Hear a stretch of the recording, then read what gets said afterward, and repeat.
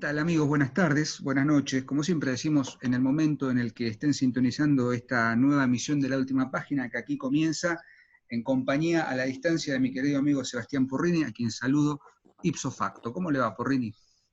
¿Cómo está, maestro? Muy bien, ¿Todo ¿usted? bien? Bien, bien. Muy contentos Me acá alegro mucho.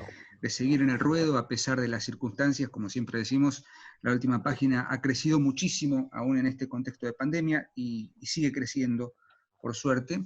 Y bueno, prontamente ya vamos a estar innovando con algunas cuestiones técnicas y ya habrán visto que hay material nuevo que está dando vueltas y estamos muy contentos con eso.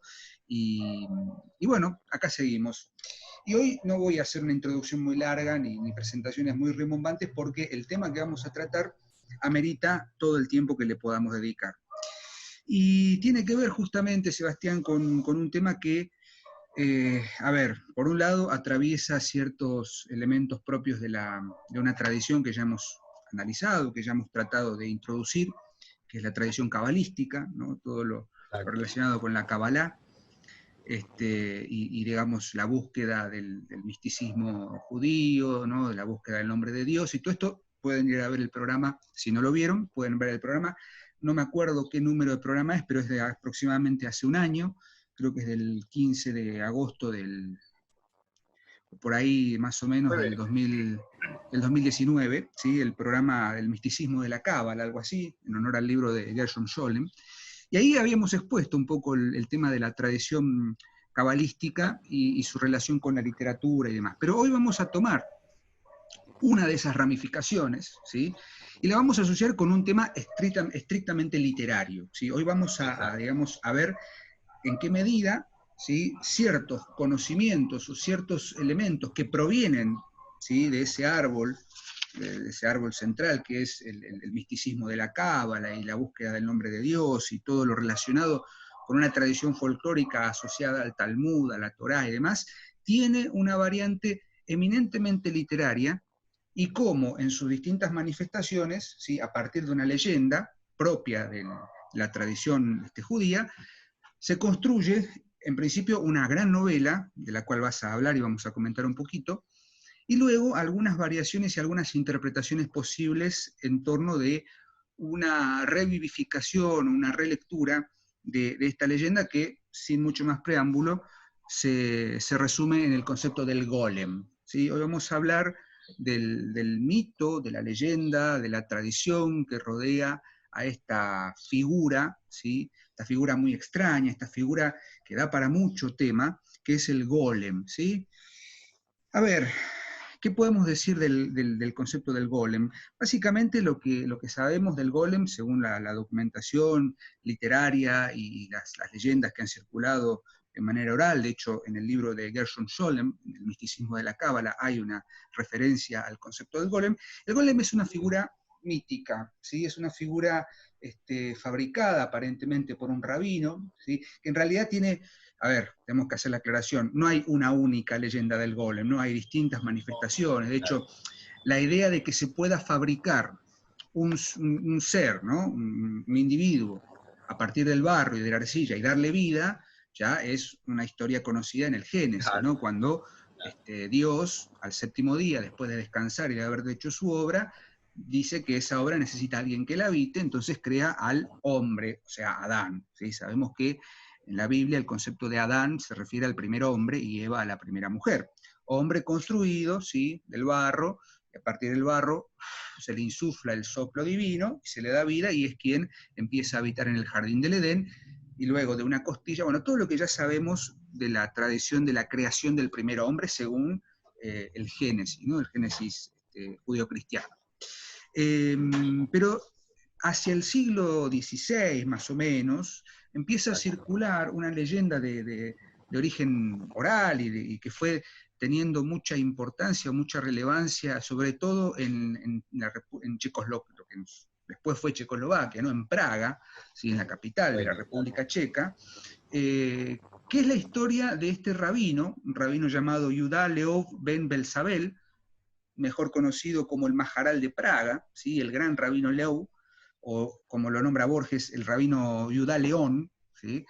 Que aparentemente habría fabricado una figura de barro enorme, ¿sí? a la que llamó golem. Golem en hebreo viene del gelem, significa materia, materia prima, polvo, primordial, algo así, podríamos resumirlo de esa manera. Y acá viene lo interesante de la leyenda. Una vez que él crea a este ser, a esta figura de barro, necesita darle vida. ¿Y cómo logra darle vida? Solamente puede darle vida si logra insuflar en él uno de los tantos nombres de Dios. Según las variantes de la leyenda, hay quienes dicen que ese nombre está tallado en la frente, hay otros que dicen que se escribe ese nombre en un papel, se hace una especie de rollo y se ubica ese nombre o en la boca o en alguno de los oídos, que por otra parte tiene un simbolismo muy particular que ya habremos de mencionar en algún momento. La cuestión es que este rabino, Yehuda Leou, logra escribir una de las manifestaciones del nombre de Dios, que es el nombre Emet. Emet en hebreo significa la verdad, ¿sí? Entonces logra poner ese nombre en la boca del golem y el golem cobra vida. Y la cuestión acá, en la leyenda hebraica, es que el golem está solamente destinado a ser un autómata. Primer antecedente que vamos a retomar luego. Esta idea del autómata, que puede tener vida pero que no tiene alma, que está destinado a las labores bueno, Borges dice que le enseñó a barrer más o menos bien la sinagoga, bueno, pero sobre todo se considera que el golem es una figura protectora del gueto de Praga, ¿no? Es como una figura de defensa ante la persecución y ante el antisemitismo que se estaba, digamos, desplegando en esos momentos, según la leyenda. La cuestión es que todos los viernes antes del Sabbat, este rabino lograba desarticular o desactivar al golem quitándole el nombre de la boca, con lo cual el golem quedaba en estado de petrificación, digamos, ¿no? Petrificado. Claro, latente. Pero una noche, quién sabe por qué, por valores desconocidos pero funcionales al argumento de la leyenda, se olvida de desarticular a su golem, y el golem. Y ahí hay un momento que vos por ahí, Seba, podrías darme una mano a tratar de interpretar. Es como si el golem tomara conciencia de que es inconsciente y de que nadie más lo controla, y empieza a destruir buena parte del gueto, empieza a entrar en un estado, podríamos llamarlo súper irracional, porque ya de por sí el golem es una figura que conlleva en su esencia cierto grado de irracionalidad, en el sentido de que es un autómata, que solo responde a las órdenes de este rabino en tanto y en cuanto tenga su nombre, su verdad, ¿sí?, puesta en boca o en oído. Y acá sucede algo muy particular que también tiene que ver con un simbolismo enorme respecto de la búsqueda de los nombres. El rabino logra, ¿sí?, borrar la primera letra del nombre del golem, y si nosotros le sacáramos la primera letra a la palabra Emet, quedaría la palabra Met, que en hebreo significa muerte.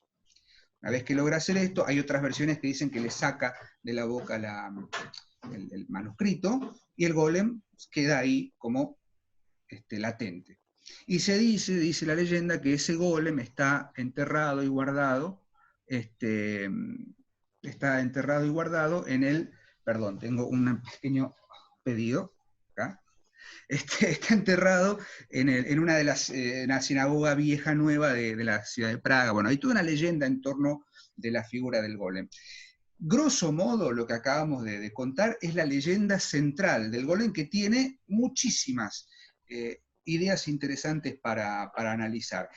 Por supuesto, Seba, coincidirás conmigo en el hecho de la idea que gira siempre en torno de nombrar, ¿sí?, a Dios, la imposibilidad de nombrar a Dios, y que en definitiva cualquier forma de nombrar a Dios es una emanación directa de Dios. Esto, por eso digo, vayan y vean lo que hemos expuesto en el programa dedicado a la Cábala para entender un poco esta cuestión de las emanaciones del nombre de Dios, el árbol sefirótico. No queremos repetirnos, pero ya de entrada que esta figura solo pueda tener vida a partir de uno de los nombres de Dios, ¿sí?, tiene muchísimo que ver con esa mística propia de la tradición hebraica, de la tradición talmúdica, del cabalismo, sin ir más lejos, y que gira justamente alrededor de esta idea casi imposible de poder ver la creación de Dios, o sea, digamos, tratar de que Dios entienda, Dios hecho rabino, ¿no?, entienda la actitud de su creación.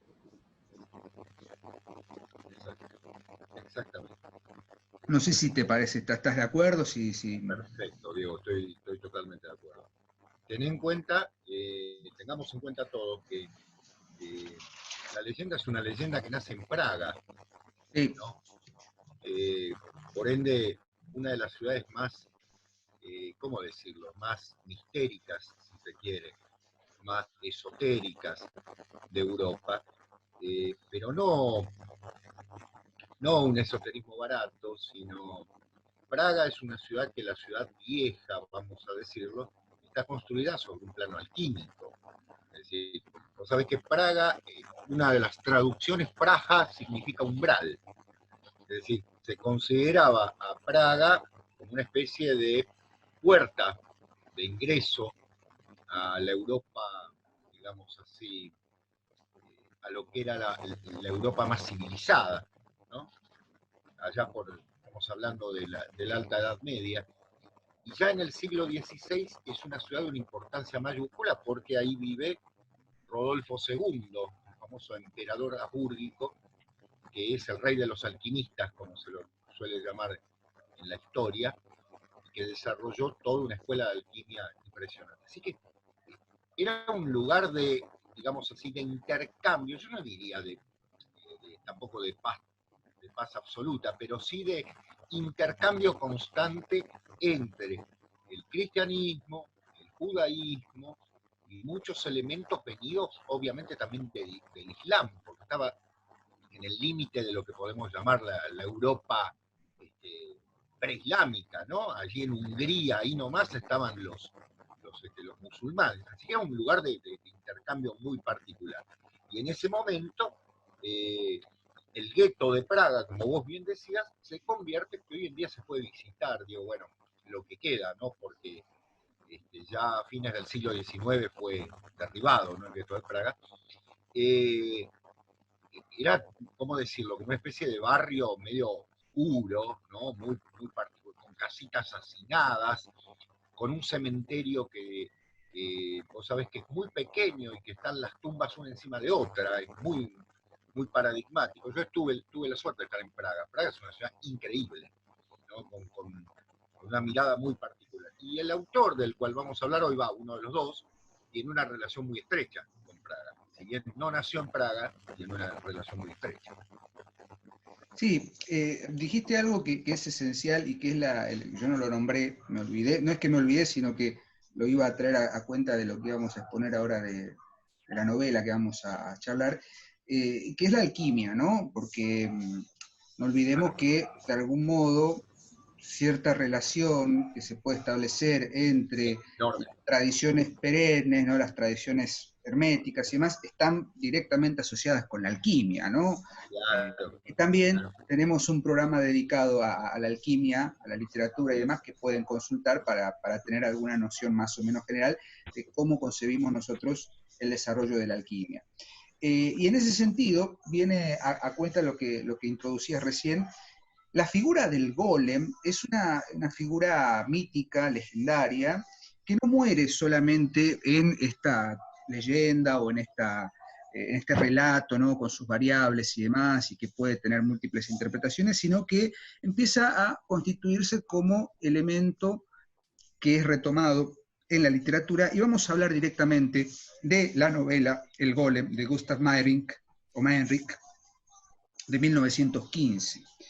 Gustav Meyrink fue un escritor austríaco muy particular, muy a tener en cuenta, ¿no? Muy precursor de ciertos elementos que después serían llevados a su paroxismo en la literatura ya de 1920 en adelante, porque Meyrink en 1915, con la publicación de esta novela titulada Der Golem, preanuncia en su estilo, en su conformación, lo que después por ahí serían novelas rupturistas como el Ulises de Joyce u otras novelas de Europa en ese momento. Pero ¿por qué hablamos del Golem en Meyrink y por qué es un título engañoso? ¿No, Seba? Era que está la leyenda del Golem, sí, pero ya con Meyrink tenemos una toma de postura, o por lo menos una construcción respecto de la figura ya como metáfora de otra cosa. No sé si coincidís conmigo. sea, como metáfora de algo que empieza a gestarse a partir de la figura del golem en su personaje, ¿sí? En el maestro Pernaz. Que bueno, pero hablemos de la novela, si te parece, y no nos adelantemos. Vamos. Bueno, yo lo primero que quiero resaltar, Diego, es que El Golem es una novela, y acá creo que nunca le va a caber un adjetivo tan claramente como esta novela. Es una novela difícil, muy difícil de leer, muy difícil. Absolutamente. Difícil y ardua, densa por momentos. Ardua, sí. No es una novela para distraerse, ni mucho menos para dejar y retomar con el tiempo. Yo voy a confesarlo así directamente, digo, la primera vez que la leí, yo tengo una edición bastante, de unos cuantos años, de la vieja editorial Tusquets, que todavía no era lo que es ahora, ¿no? Era una edición Yo tengo bastante sencilla. una más linda. Vos tenés una hermosa. La de la biblioteca personal. Mirá la mía. Mirá. Sí. Bueno, esa por lo menos tiene una arte en la tapa. La mía es una cosa. Bueno, en fin. No sé, ¿vos tenés el traductor a mano? La traducción está cedida por Tusquets, la misma que tenés vos. Ah, perfecto. Lo aclara acá en el. Bien, entonces tenemos la misma. Sí. Bueno. Esta es de la editorial Hispamérica, a la que Tusquets le cedió la traducción de Celia y Alfonso Hungría. Correcto, perfecto, muy bien. Bueno, justamente, exactamente, Celia y Alfonso Hungría. Bueno, te decía, lo que conversábamos, es una novela difícil de leer. Ahora, ¿por qué? Vamos a ver por qué. En primer lugar, porque como vos has notado, hay un problema enorme con el narrador. ¿Quién está narrando? ¿No es cierto? Es decir, por momentos parece el maestro Pernat, por momentos parece un narrador omnisciente, por momentos exactamente, por momentos es un narrador desdoblado, sí, exacto, con una complejidad que va desde la conciencia de Pernat hasta su inconsciencia, ¿sí? Con todo una complicación muy grande desde el punto de vista de la construcción, porque Diego, vos viste que la novela empieza con un detalle clave que uno no le da bolilla cuando lo lee, ¿no? Yo la primera vez que la leí me costó muchísimo, no entendí prácticamente nada, era muy jovencito, y mucho tiempo después la volví a releer, ya con alguna lectura de alquimia y demás, y la cosa, bueno, se iluminó un poco, ¿no? ¿Por qué? Porque hay una escena en la que partimos de un sueño, ¿no? Partimos de una pesadilla, podríamos decir, en la que este personaje, digamos, no termina uno de saber si es quien está soñando, o si es lo soñado o demás, y que lleva un sombrero en el que está grabado el nombre Pernat. Entonces él se asume como Pernat. Bueno, y obviamente a lo largo de toda la novela creemos que es Pernat, ¿no? En todo ese sentido. Amén de eso, Diego, más allá del argumento, sigamos con las complicaciones, vos habrás notado también el lenguaje. Es decir, ¿cómo decirlo? A ver, voy a usar un adjetivo que por ahí es un poquito fuerte para definirlo, pero que me parece razonable en este caso. Es un lenguaje expresionista. Es decir, la novela... lo iba a retomar a eso pero está muy bien, coincido totalmente.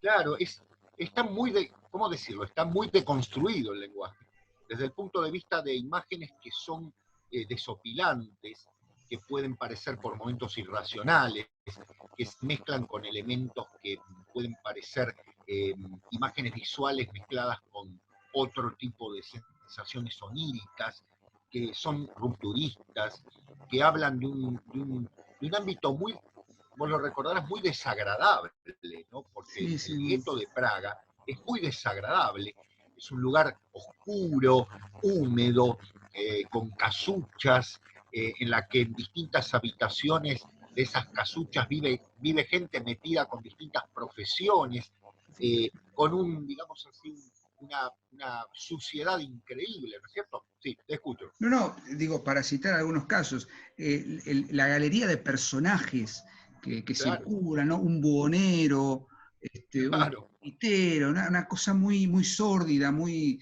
de los bajos fondos, o sea, muy de bajo. el gueto entendido en su aspecto más negativo, ¿no? Como una Total, conglomeración de todo lo posible, pero siempre con una sensación no agradable, ¿no? Es decir, exactamente, según lo exactamente. que, si tomamos, obviamente, van la letra las descripciones en las que abunda Menrick como el narrador de la novela, y que claramente son personajes que o sea, están influidos o están, digamos, pincelados, como bien dijiste, a partir del más craso expresionismo, me parece, ¿no? Yo concuerdo Exactamente, plenamente con eso, y después voy a argumentar también por qué claro. creo que eso Porque está ahí latente. tenés, como bien vos decías, la galería de personajes es, creo que en ese sentido, es expresionista, porque están exacerbadas sus cualidades negativas de forma tal que se convierten casi en caricaturas, ¿no? Es decir, son caricaturescos en cierto modo todos los personajes que los rodean, muy sórdidos, en un ámbito muy desagradable. Ahora bien, eh, vos decías lo de la mirada, ¿no? En relación con la mirada de Meinrich de esto. Mira, Diego, no sé, pero yo lo único que te puedo decir es que históricamente, en ese momento, fines del siglo XIX, por supuesto bajo el Imperio Austrohúngaro, ¿no? Bajo los últimos años del querido Francisco José, se ordena la destrucción del gueto por una medida sanitaria. O sea, evidentemente se ve que era un lugar muy desagradable y se construyen viviendas nuevas para los habitantes del gueto, que en realidad ya no era un gueto, ¿no? Porque nos imaginamos un barrio cerrado así militarmente, para nada, ¿no? Era simplemente lo que se llamaban los barrios de las juderías, ¿no? En ese momento. Con lo cual, ese barrio deja de existir en el momento en el que vive Meinrich en Praga, ¿no? Porque como bien vos dijiste, Meinrich era austríaco, pero se enamoró de Praga, yendo, él viaja con su madre, viste que tiene toda una historia muy particular, es hijo de un noble no reconocido, bueno, en fin, y lo fascina Praga de forma tal que se queda a vivir ahí, de hecho, su vida es otra novela, ¿no? Valga decir. Pero volviendo a la novela, Es, ¿qué, qué particularidad de la leyenda del golem toma? Porque vos dijiste algo clave cuando hiciste la introducción. Yo me quedé pensando, digo, muy bien hecho. Que dijiste, en realidad no es el tema central. Claro, exacto. Porque uno espera ver al golem, ¿no? claro. Espera en algún momento, claro, el Me pasó monstruo, cuando, ¿no? cuando la empecé a leer, me pasó eso. Digo, bueno, había leído el poema de Borges, ya adelanto de qué íbamos a hablar después. Digo, bueno, Claro, había investigado la leyenda, digo, bueno, y de pronto te encontrás con que el golem, o sea, no es tanto el protagonista en el no, sentido claro, literal, sino que está como sugerido, está contada en sí, un momento la leyenda, pero pasa otra cosa. totalmente. Y una interpretación de Meinrich, ¿te acordás que él dice que cada 33 años se reaparece el golem en el gueto de Praga, ¿no? Como vos bien decías, más que para protegerlos, parece que aparece para destruirlos, ¿no? Sí, Porque sí, pues, es una especie de, ¿cómo decirlo?, de esencia monstruosa, ¿no? En cierto modo.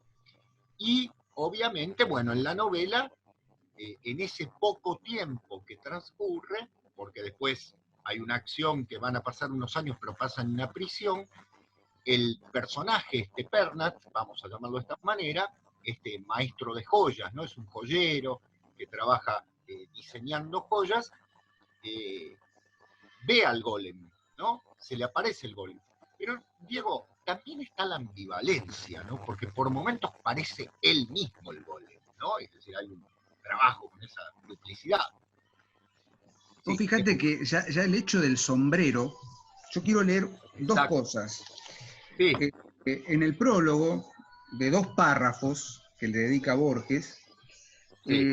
dice, todo en este libro es extraño, hasta los monosílabos del índice, Prag, Punsch, Nacht, Spuk, Licht, ¿no? Que en alemán son mucho más fáciles de identificar, porque en castellano al traducirlo, bueno, sueño, niebla, lluvia, pero son cosas como, pum, ¿no? La cuestión del nombre. Pero el sombrero de Pernach, y con el nombre de Pernach, y la pregunta, ¿no? Solo sé, dice en la primera parte de la novela, que mi cuerpo yace dormido en la cama y que mis sentidos se han separado y ya nada los une a él. De repente quiero preguntar quién es yo. Y es entonces cuando me acuerdo de que ya no poseo órgano alguno con qué formular preguntas y temo que esa tonta voz vuelva a despertar y comience desde el principio y el eterno interrogatorio sobre la piedra y la grasa, ¿no? Recordemos que en la novela él comienza como diciendo la luna cae, es así, ¿no? La luz de la luna cae al pie de mi cama y se queda allí como una piedra grande, lisa y blanca, ¿no? Hay como una cuestión en torno de un sueño que no termina de ser, no terminamos de saber si ese sueño es verdad o es un sueño dentro de otro sueño, y el hecho de que él no sepa quién es, porque también hay una cuestión ahí respecto de la hipnosis, porque es un personaje casi automático, o sea, un autómata que está entrando, tomando conciencia, no termina de deslindarse ese límite entre quién es y quién no es, por qué ese sombrero. Aparece un libro muy particular, ¿no? Que también tiene que ver con la biografía de Meinrich, ¿no? Recordemos que Meinrich, recordemos no, digo, para quienes no lo saben, cuando tenía 24 años quiso suicidarse, y de pronto cuando estaba a punto de pegarse el tiro, digamos, le llega un papel por debajo de la puerta, que dice algo así como el letargo de la vida, no me acuerdo la qué futura. La futura, y él se inicia a partir de eso una búsqueda muy particular en el ocultismo. De hecho fue parte de la Golden Dawn y demás. Un segundito, perdón. Sí. Bueno, es verdad, fue miembro de la Golden Dawn, incluso... Y fue iniciado, perdón, un pequeño problema técnico, fue iniciado en ese movimiento del ocultismo y demás, y hay como una cuestión ahí que obviamente toda la novela tiene una doble lectura, no solo desde el punto de vista de la leyenda del golem, pero en definitiva la pregunta ¿es Pernach un golem? ¿No lo es? De hecho, el final de la novela, que no vamos a decir de qué se trata, pero vos sabrás, Sebastián, a qué me refiero, el final deja como una cuestión espejada, una cuestión de la dualidad, una cuestión muy, muy intrincada, muy complicada, pero que, a diferencia de la leyenda original, del golem original, en la versión que reescribe Meinrich, hay como una mirada hacia un paso más. Hay una, digamos, una escisión del sujeto, por así decirlo, que es propia de lo que está sucediendo justamente en la primera mitad del siglo XX. Después vendrá Joyce, después vendrá, bueno, todas las teorías del psicoanálisis que están ahí también en boga. O sea, hay una cuestión ahí que ya no podemos hablar de un yo unívoco, ya no podemos hablar de un yo que tiene una racionalidad, digamos, muy marcada, y que en cierta medida preanuncia lo que en la modernidad más avanzada, ¿no? en la edad moderna, en la edad tecnificada y demás, va a convertirse, qué sé yo, en una figura paradigmática del hombre sumido en la automaticidad de la vida cotidiana, ¿sí? en la ausencia de una identidad unívoca, en fin, parece que por ahí va el tema de la novela. Incluso, Diego, vos fíjate que vos hablaste de metáfora, y es una metáfora de eso, claro, pero también lo increíblemente premonitorio, ¿no? Porque la novela es de 1915, y uno piensa que 25 años después, la premonición de Meinrich se cumple con una especie de devastación del gueto, ¿no? Totalmente. De una manera notable y una, ¿cómo decirlo? Una animalización, no, ni siquiera una automatización de los seres humanos, de manera tal de convertirlos en objetos, ¿cierto? Pero, y otra relación, Diego, pensá lo siguiente, vos dijiste lo del autómata, está perfecto. Vos sabés que autómata se dice en checo robot, palabra que luego pasó al lenguaje de la ciencia ficción, ¿no? Y robot, en realidad, es un autómata porque es un esclavo. Es un término de la esclavitud. Con lo cual, Praga tiene todo ese mundo, ¿no? Encierra todo un mundo de una cultura que, digamos así, se va combinando con, acá sí lo permitiría, con cierto ocultismo, ¿cierto? Con ciertos elementos ocultistas, porque el mismo Meinrich, vos sabés, tuvo relación con Annie Besant, ¿no? Digamos, la discípula mayor de Madame Blavatsky, ¿no? En este sentido. Bien, ahora, para avanzar un poquito con la novela, digo, tres cosas creo que se combinan, ¿no? Se combina la cábala, como vos bien dijiste, y ya en este caso podemos darnos por satisfechos con ese término, muy bien, ¿no? En segundo lugar, se combina un elemento que es el lenguaje esotérico de la cábala, que es de alguna manera la forma de cierto acercamiento a la cábala más común, que es el tarot, ¿no? Vos sabés que allí el personaje en un momento lleva en su bolsillo la carta del Fu, del loco, ¿no es cierto? Con todo un símbolo. Vos sabés que la carta del loco no tiene número, es la única que no tiene número en el tarot, y toda la simbología que eso maneja en una noche en la que encuentra esa carta arrojada en una habitación oscura, hay todo un simbolismo de iniciación luego de un paso por escaleras, que descienden, que están bajo tierra, que lo lleva a un ámbito de humedad y oscuridad, donde él pasa la noche, se abriga con una capa, bueno, todo ese sentido. Y el tercer elemento clave, ¿no?, que comporta un poco esto, o sea, la cábala, el tarot, es la alquimia, es decir, la transformación. Los elementos de la oscuridad que comporta esta novela, ese ser que de alguna manera vuelve cada 33 años a manifestarse en Praga, es un ser que termina siendo un homúnculo, que no tiene capacidad de superación, que no tiene capacidad de trascendencia, que por lo tanto, más que, como bien vos decías, más que cuidar al gueto, lo viene a acicatear, a destruir, a perseguir, ¿no?, a convertir en algo brutal. La novela, justamente lo decíamos al comienzo, es difícil de leer, pero digamos, hay una serie de elementos, es como un caleidoscopio, digo, si me permitís el término, ¿no? Es decir, la realidad está siendo vista fragmentariamente siempre, desde el punto de vista de Pernat, incluso de lo que rodea a Pernat.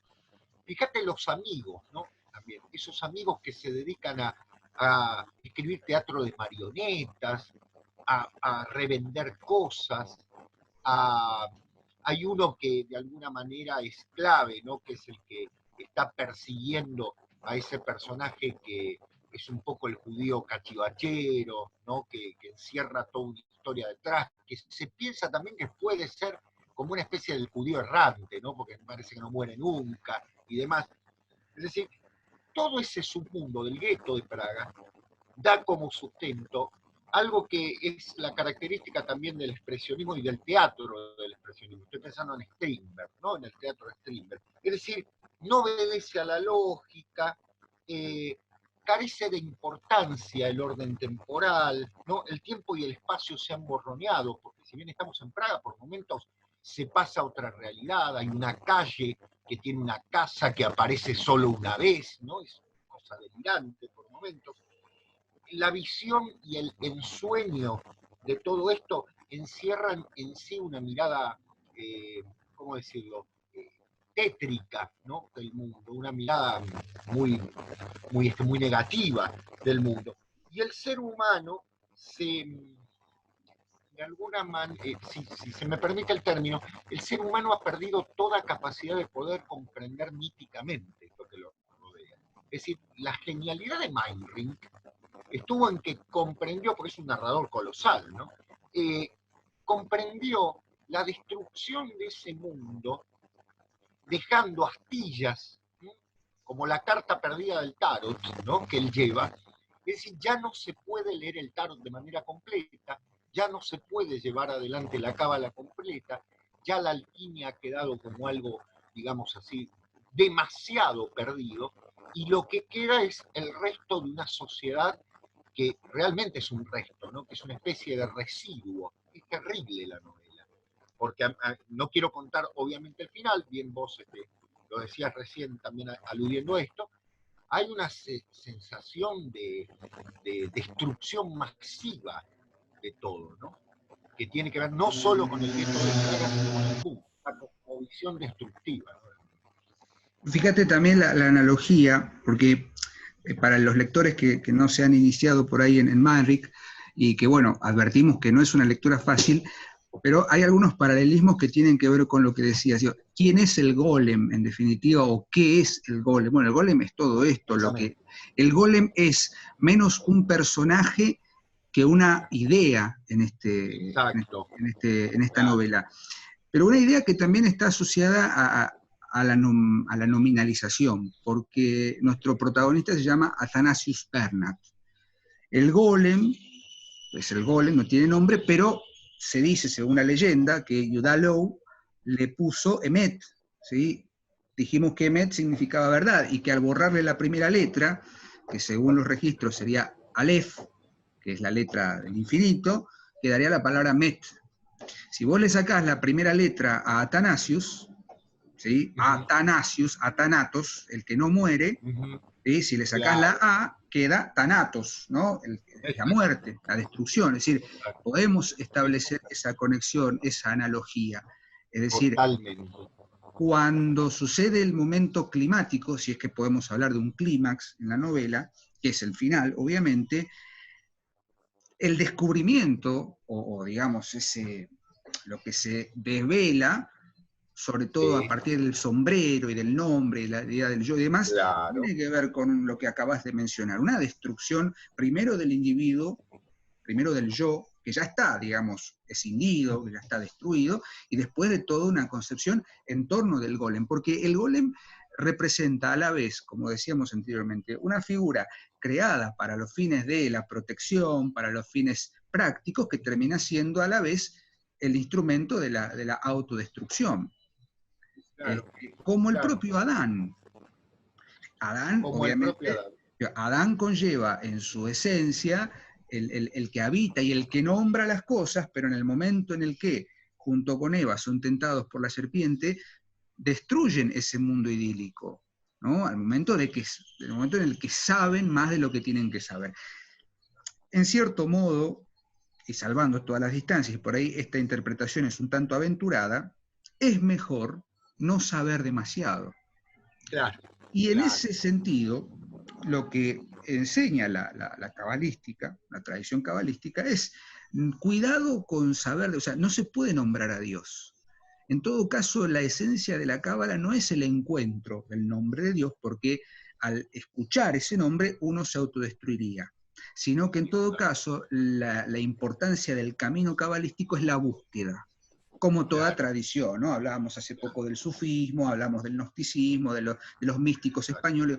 Está todo puesto en la búsqueda de un conocimiento que nunca se muestra completo, porque en el momento en el que se muestre el nombre completo, se destruiría todo. Por eso siempre está esta idea de el nombre pronunciado a medias, y Manrique me parece que en ese sentido, como bien dijiste, en un lenguaje totalmente deconstruido, está jugando con esa posibilidad de que cuidado con nombrar las cosas tal como son, porque eso implicaría, digamos, es un poco ambiguo lo que quiero expresar, pero eso implicaría a la vez saber qué son, pero también saber la esencia de su destrucción. No sé si me explico. O sea, en esta idea de nombrar al golem, hay también una ambivalencia, una ambigüedad. Es decir, nombrar para no nombrar, escribir el nombre en un papel, doblarlo, pegárselo en la boca o en la frente, ¿no? Para no nombrarlo, porque en el momento en el que eso no se dice o se dice, hay una consecuencia terrible. Claro. Incluso, mira, me das el pie, Dieguito, y con esto quiero ir cerrando para que vayamos al poema, porque dijiste lo de los nombres. Pensá en los nombres, ¿no? El judío cachivachero se llama Wassertrum, ¿no? Wasser es agua en alemán, como water, ¿no? En inglés se parece bastante, pero la terminación trum hace referencia como algo que está agitado, uno podría decir hasta corrompido, Sí. ¿no? O sea, es un agua podrida. Claro, muy bien. Y fíjate vos están los personajes, yo me centro mucho en los tres personajes femeninos que tiene la novela, de una fuerza imponente, ¿no?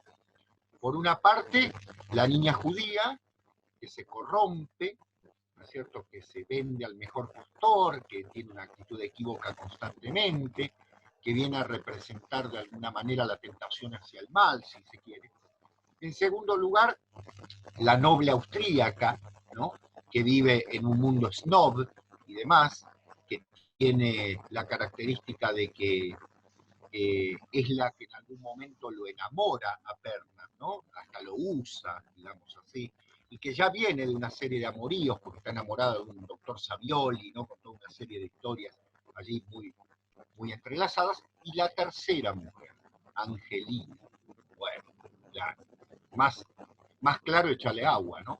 Es decir, Angelina es, de alguna manera, la judía que podría llegar a salvarlo, la hebrea que le tiende la mano, la que cree en el milagro, ¿no?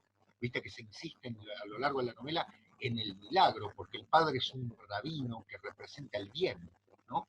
Representa el bien frente al judío malo que va a ser truco, ¿no? Ahí también la duplicidad, ¿no? Lo malo, lo bueno, lo claro, lo oscuro, y esta hija que espera el milagro cada día para poder comer, viven con lo más justo, vive dando todo lo que tiene a los demás, es decir, es un buen samaritano en ese sentido. O sea, las tres dimensiones de la mujer, ¿no? La corrompida, la snob y la santa, por decirlo de alguna manera. Con todo un submundo de miseria increíble. Una cosita más, Diego. Hacia el final del capítulo, perdón, del libro, hay un episodio que a mí me costó infinidad entenderlo, que es cuando él le dice el apellido a una persona, le dice Pernat, ¿no?, para que lo reconozca, y esa persona le empieza a decir apellidos, ¿no? Entiende de otra manera, le dice Pernen, Bernak, Branak.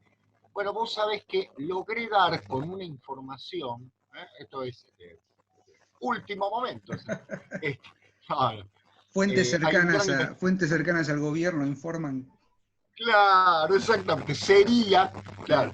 No, hay un gran investigador argentino de la literatura de Meinrich, un muchacho muy joven, ahora no recuerdo su nombre, que está trabajando justamente en Europa con estos temas, y él hizo una investigación respecto de esos apellidos. Vos sabés que descubrió que esos apellidos con los cuales juega supuestamente para el error son personajes reales del momento en el que Meinrich escribe, y muchos de ellos son hasta personajes burlados, porque escritores de menor monta que criticaban a Meinrich. Vos sabés que esta novela tuvo un éxito increíble, increíble, ¿no? Se vendieron miles y miles de 150.000 ejemplares en la primera tirada. Claro, una cosa de locos, con lo cual él un poco se burla, ¿no?, de la sociedad que lo rodea. Así que bueno, una novela que llevaría muchísimo tiempo porque uno lo puede leer en clave de tarot, en clave cabalística, en clave Clave de alquímica, tarot, pero... yo quiero, ahora terminá y te hago una aclaración, una observación. Sí, sí, no, te escucho, dale, Diego, sí. No, dos cosas. Obviamente Sí. es indudable, cuando vos dijiste la carta del fútbol, no lo había anotado, pero ahí vino a mi mente.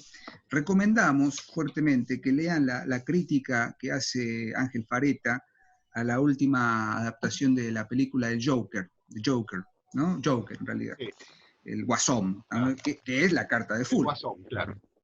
Mucho de esto Claro. que acabamos de decir, quienes vieron la película y quienes no vieron la película, y después la vean y lean la crítica de Ángel, tiene algo que ver, tiene alguna construcción respecto, porque el modo en que se aborda el personaje del Joker en la película tiene muchos elementos, por lo menos desde nuestra lectura, que se pueden relacionar. Ojo, no estoy diciendo que están basados, hay elementos con los cuales podemos establecer algún tipo de conexión, sobre todo porque quienes vieron la película lo saben, en el film Joker hay un trabajo muy fuerte con el concepto de la identidad, con el concepto del automatismo que a veces genera esa falta de identidad unívoca y esa búsqueda, ese dualismo muy, muy fuerte, muy particular, más que nada en el final de la película y claro, en lo que se revela respecto del Joker. Claro. Pero para hacer esa asociación con la carta del tarot del Fool, ¿no? del tonto, el Joker en este caso. Diego,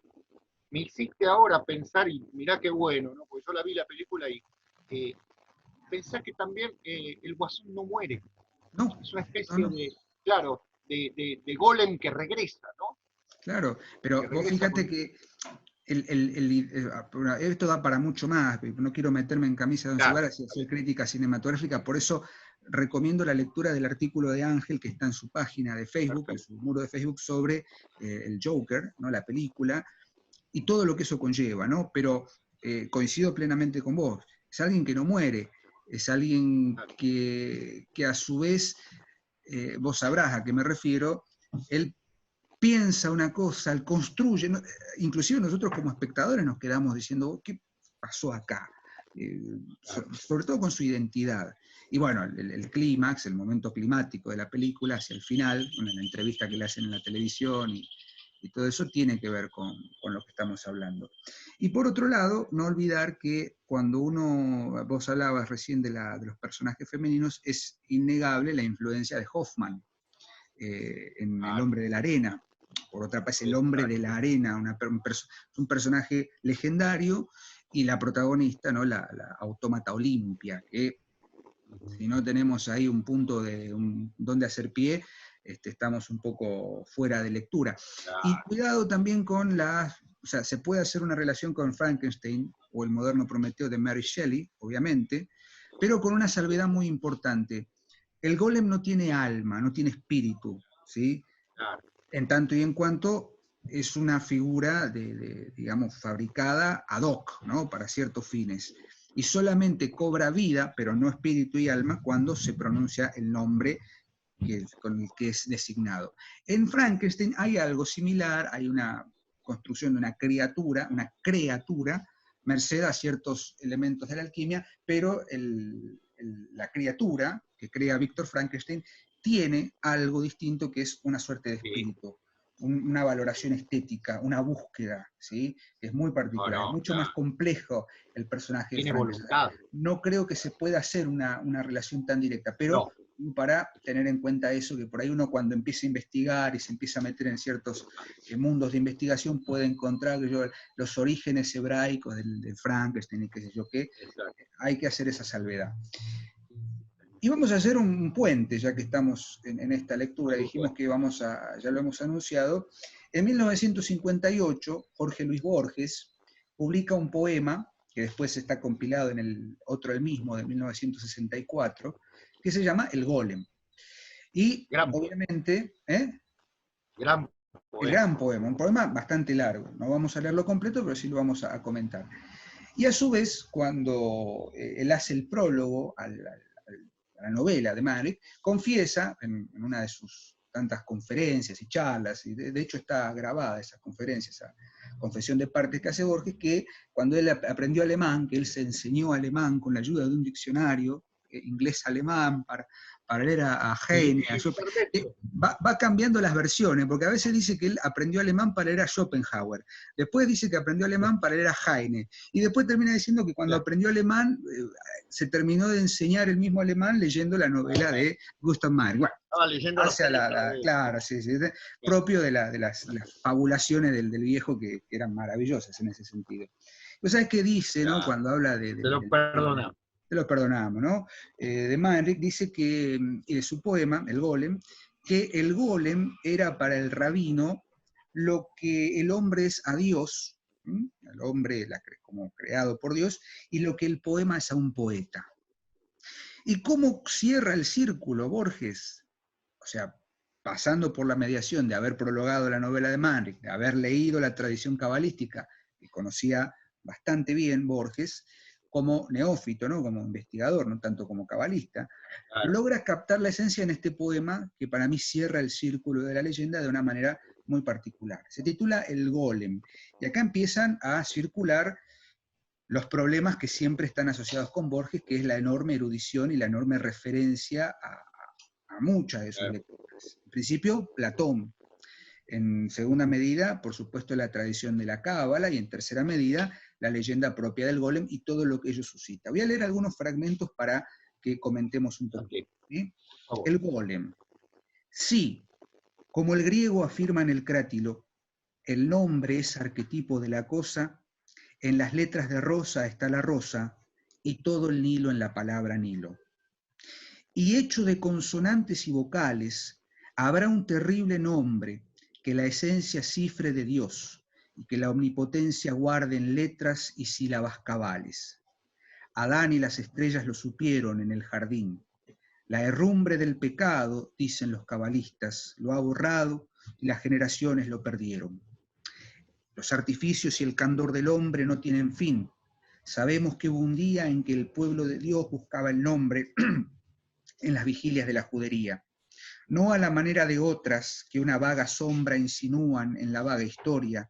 Aún está verde y viva la memoria de Judá León, que era rabino en Praga. Sediento de saber lo que Dios sabe, Judá León se dio a permutaciones de letras y a complejas variaciones, y al fin pronunció el nombre, que es la clave, la puerta, el eco, el huésped y el palacio, sobre un muñeco que con torpes manos labró para enseñarle los arcanos de las letras, del tiempo y del espacio. Bueno, está fundando, digamos, la creación del golem. Sigo en unas estrofas más adelante. Gradualmente, el simulacro alzó los soñolientos párpados y vio formas y colores que no entendió, perdidos en rumores, y ensayó temerosos movimientos. Gradualmente se vio, como nosotros, aprisionado en esta red sonora de antes, después, ayer, mientras, ahora, derecha, izquierda, yo, tú, aquellos, otros. El rabí le explicaba el universo, esto es mi pie, esto el tuyo, esto la soga, y logró, al cabo de años, que el perverso barriera bien o mal la sinagoga. Tal vez hubo un error en la grafía o en la articulación del sacro nombre, a pesar de tan alta hechicería, no aprendió a hablar el aprendiz de hombre. Sus ojos, menos de hombre que de perro, y harto menos de perro que de cosa, seguían al rabí por la dudosa penumbra de las piezas del encierro. Algo anormal y tosco hubo en el golem, ya que a su paso el gato del rabino se escondía. Ese gato no está en Sholem, pero a través del tiempo lo adivino. Y sigue más adelante. El rabí lo miraba con ternura y con algún horror. ¿Cómo, se dijo, pude engendrar este penoso hijo y la inacción dejé, que es la cordura? ¿Por qué di en agregar a la infinita serie un símbolo más? ¿Por qué a la vana madeja que en lo eterno se devana di otra causa, otro efecto y otra cuita? En la hora de angustia y de luz vaga, en su golem los ojos detenía. ¿Quién nos dirá las cosas que sentía Dios al mirar a su rabino en Praga? Bueno, varias cosas, ¿no? ¿Qué Dios detrás del Dios de la trama empieza? Este cuento hay que leerlo automáticamente en relación con las ruinas circulares. O sea, este es el cuento cabalista de Borges, las ruinas circulares es el cuento gnóstico, ¿no? El poema. El golem es un poema de honda tradición cabalística, las ruinas circulares es un cuento de honda raíz gnóstica, pero cuyo tema es prácticamente similar, ¿no? Es decir, esta obsesión que tenía Borges con, como bien citabas recién, el final del poema Ajedrez, ¿no? Que Dios detrás del Dios, la trama empieza, ¿no? Y acá tenemos la leyenda del golem contada a la Borges, ¿no? Tipo que es capaz de, yo me río de algunas rimas que son muy simpáticas, ¿no? Golem y Sholem. Golem y Sholem, ¿no? Golem y Sholem, y había otra, que me daba mucha gracia también, las vocales y cabales, para no decir cabalísticas, sabe y clave, ¿no? O sea, Borges era un poeta muy, como poeta, digamos, era muy clásico, muy matemático, cratilo y nilo, ¿no? Que hay que pronunciarlo cratilo y no crátilo, como debería pronunciarse, bueno. Pero fíjate que está esta confluencia y el cierre final del proyecto estético de Borges. En definitiva, la creación del golem es similar a la creación del hombre y es, en definitiva, similar a la creación de la poesía. Y acá tenemos que empezar a hacer toda una construcción o digamos, traer hacia nuestro molino esto que hemos dicho tantas veces, ¿no? El lenguaje es el fundamento de la poesía. Si no hay un lenguaje trascendente detrás de la poesía, no hay tal. Y en definitiva, la poesía es un acto creador, es un acto arcaico en el sentido de originario. El hecho poético, si se quiere, más absoluto es la creación de Adán, ¿sí? Por Dios, para habitar él. Y la creación del golem es una analogía que a su vez forma analogía con la creación de un poema. Y la pregunta final, ¿no? ¿Quién nos dirá las cosas que sentía Dios al mirar a su rabino en Praga? O sea, Dios es a su vez alguien que ha creado un ser que solamente puede existir en tanto se lo nombre, como es el rabino Judá León, que a su vez crea un golem que solamente puede existir en tanto que se le insufla el nombre que es Emet, que es la verdad. ¿No? Es decir, un Dios detrás de un Dios, detrás de otro Dios, ¿sí? Que es el hombre. Es decir, esa puesta en abismo, esa puesta en espejo, y vos fíjate que el nombre que es la clave, que es la puerta, que es el eco, que es el huésped, que es el palacio, en la grafía del poema están puestas con mayúsculas esas palabras, son sustantivos propios, y esta cuestión asociada al crátilo, ¿no? De el nominalismo propio de Borges, que dice que si en la palabra rosa está la rosa, en todo el Nilo está en la palabra Nilo. ¿En qué medida, la pregunta que nos deja picando es, en qué medida se puede cifrar una totalidad, la existencia del ser, la existencia del universo, en la palabra que equivale a ese universo? Es un tema apasionante en ese sentido. Lo que Borges retoma del golem es la posibilidad del infinito, la posibilidad de la creación infinita, ¿no? La poesía o el arte como justamente su origen griego, el poietes, la poiesis. No por nada el título de uno de sus últimos grandes libros, El Hacedor, que tiene que ver con el poietes, ¿no? El hacedor, no es el poeta, es el hacedor, el que hace, el que fabrica. Está muy emparentado con esta actitud del rabino, con esta actitud de Dios, con esta actitud, en definitiva, de cualquier artesano, entre comillas. Pero lo interesante de Borges es la revitalización de la palabra, del lenguaje, del nominalizar, del nombrar para dar existencia, para insuflar el hálito vital. Del mismo modo, Diego, que todas esas palabras en mayúsculas tienen la misma importancia que las palabras que nombran los distintos sefirot. Por supuesto, Keter, Sefer, ¿no? Es decir, son distintas emanaciones. Claro, Es decir, por eso el nombre es tan importante. Es decir, es todos los nombres, todos los nombres. Claro. Y ahí está la novela de Saramago, creo que es todos los nombres. Saramago. Ya le dedicaremos también un tiempo, pero va por otro camino eso. Digo, todos los nombres, un mismo nombre. Es decir, es muy complejo por ahí, o muy abstracto para pensar, y por ahí hay que revitalizar un poco algunas lecturas de la Kabbalah desde un punto de vista más mistérico, porque lo grandioso, ¿no? Que es la búsqueda del Ein Sof, ¿no?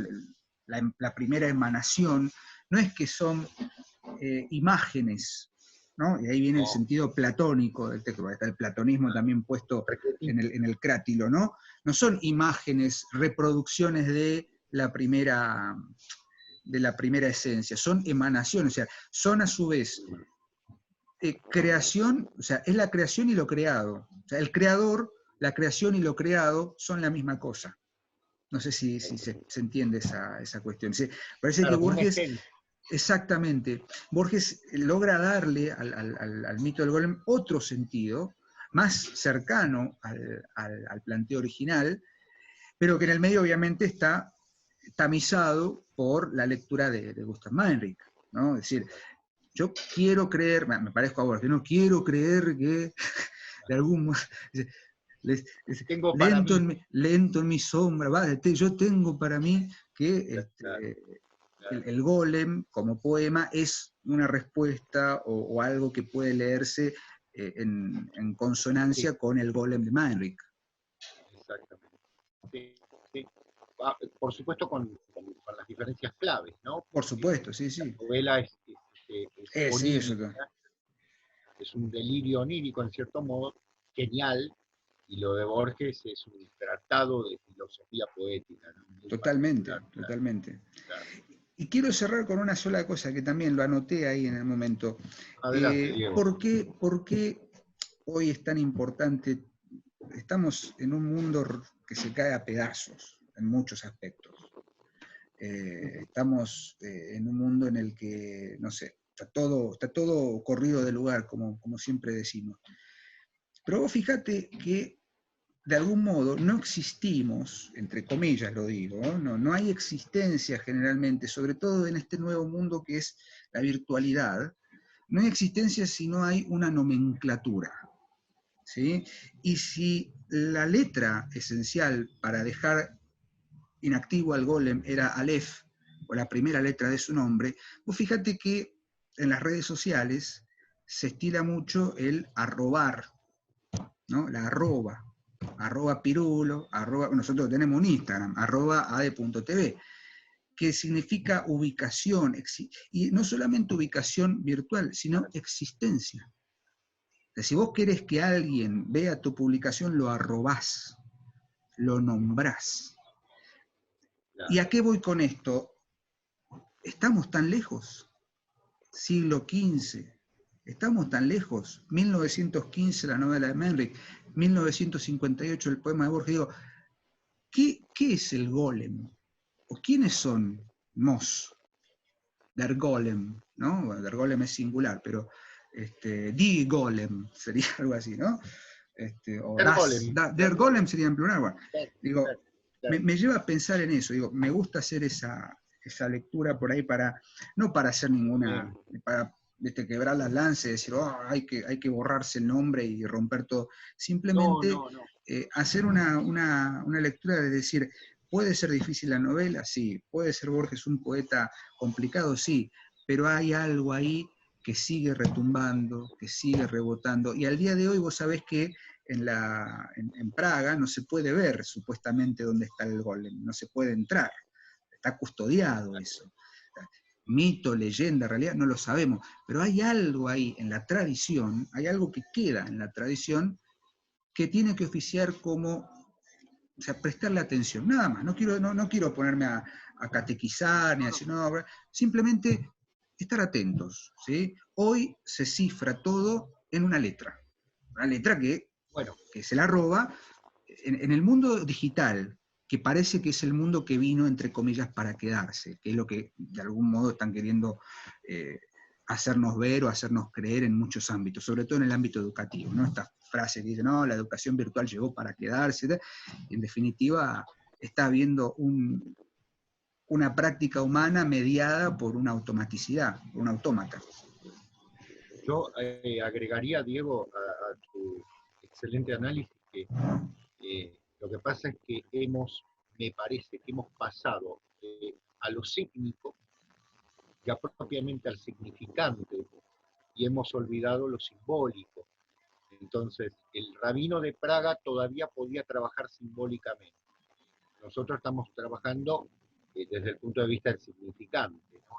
Hay un vaciamiento, esa arroba es una existencia sígnica, pero muy, muy empobrecida, ¿no? Pero bueno, daría para desarrollar, ¿no? Sí, pero bueno, creo que hoy, Seba, hemos cumplido cabalmente con nuestro proyecto, que era darles una mirada, refrescar un poco esto que por ahí, no sé si lo habíamos anunciado en algún momento, pero estaba ahí en carpeta, retomar un poco la tradición, se había pedido, y bueno, para que revisiten la leyenda, el mito del golem, desde sus fuentes hebraicas, pasar por la novela de Manrique con mucha paciencia, y bueno, volver a Borges con esta mirada, y bueno, sabiendo que en Borges no solamente hay una postura o un proyecto literario, sino que hay una comprensión de ciertos elementos que son innegables, ¿no? O sea, Borges, sigo insistiendo con esto, Borges era un lector que supo encontrar con las palabras precisas aquello que venía circulando en tradiciones muy, muy complejas, ¿no? No necesitó mucha teoría o sea, y todo matizado por la literatura, ¿no? Que es lo que nos convoca. Así que yo por mi parte, Seba, creo que podríamos dar por finalizada la emisión de hoy. Por supuesto. Y los invitamos este jueves, al vivo de Instagram, viernes a que vean lo que hagamos en Instagram, y a seguir con el hilo de Ariadna, que es la nueva creación, que no es un golem, porque tiene alma y tiene espíritu y no solo nombre, que estamos muy contentos de poder hacerlo, y de tratar de hacer algo distinto y no perder por ahí calidad en el producto. Así que Seba, gracias como siempre, y si querés declarar algo, este es el momento. Hoy me colgué hablando yo. No, por favor, estuviste muy bien. Bueno, les agradecemos mucho y estamos hablando y estamos leyendo. Seba, un abrazo a la distancia y nos vemos pronto. Un abrazo enorme, Dieguito. Chao a todos. Adiós, gracias.